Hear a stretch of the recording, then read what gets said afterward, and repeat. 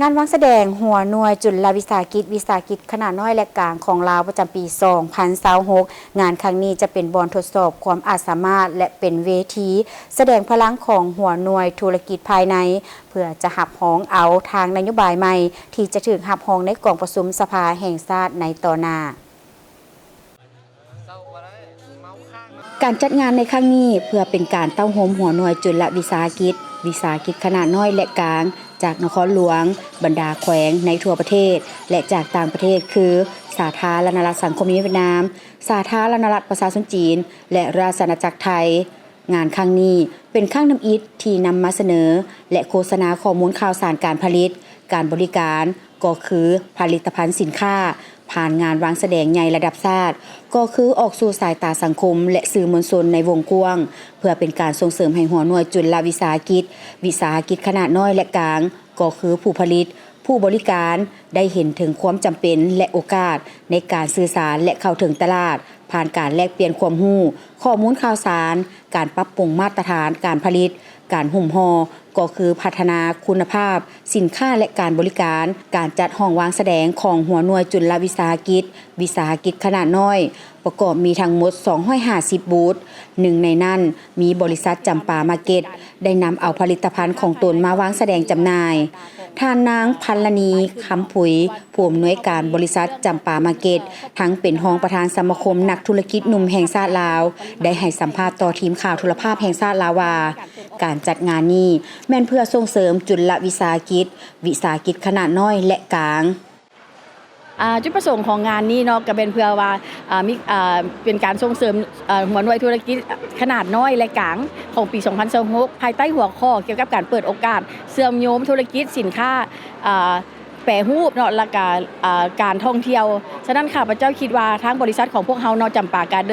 มาร์เก็ตและก็จำปานูสราเทรดดิ้งมีความยินดีและกันในการร่วมงานในครั้งนี้เพื่อส่งเสริมการเกษตรกรรมอยู่ในบ้านเฮาให้เข้มแข็งและก็เฮ็ดให้พวกเฮา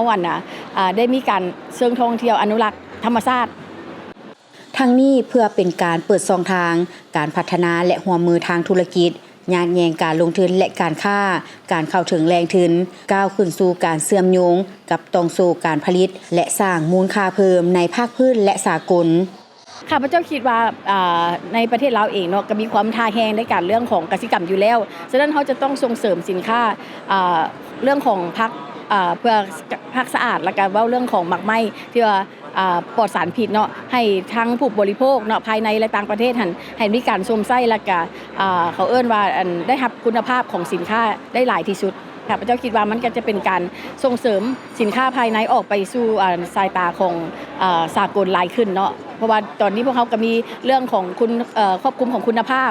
แล้วก็รับประกันเรื่องของปริมาณให้มีการเขาเอิ้นว่ารับรองในการส่งออกในอนาคตบริษัทเองของพวกเขาเนาะนอกจากเหตุการณ์ผลิตแล้วพวกเขายังส่งเสริมเขาเอิ้นว่าการหุ้มห่อให้ได้มาตรฐานเนาะแล้วก็ผ่านอย.เนาะภายในและก็ต่างประเทศให้เขาเอิ้นว่าผ่านมาตรฐานสากลเพื่อได้ส่งออกในอนาคตนอกจากนั้นเนาะบริษัทพวกเขาอีกในแผนกนึงเนาะก็คือว่าเรื่องของการนำเข้าสินค้าภายในต่างประเทศเนาะ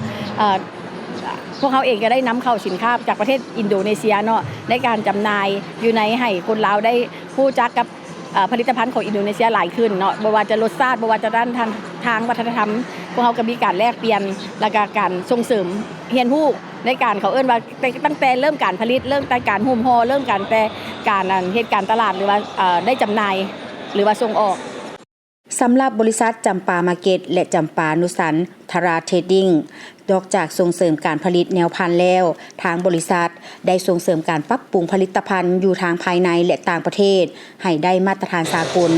สำหรับผลิตภัณฑ์ของบริษัทประกอบมีผักปลอดสารพิษหมักไม้แปรรูปและผลิตภัณฑ์อื่นๆอีกส่งให้ตลาดอยู่ทางภายในประเทศและส่งออกสู่ต่างประเทศโดยเฉพาะแม่นบรรดาประเทศสมาชิกอาเซียนในอนาคต